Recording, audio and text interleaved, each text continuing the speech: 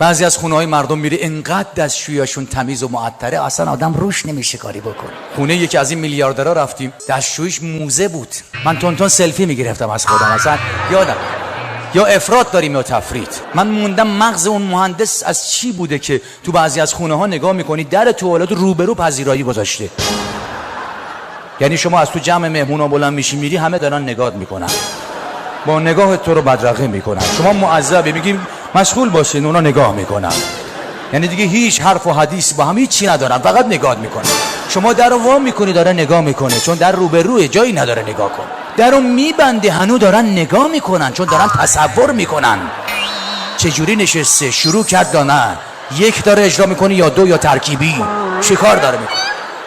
و این که نشسته صدا پچ پچ اونا رو داره میشنوه، جرئت نمیکنه کاری بکنه، اونا میشنون. سنگ توالت ایرانی شما فوت کنی صدا رعد و برق میده بی وجدان.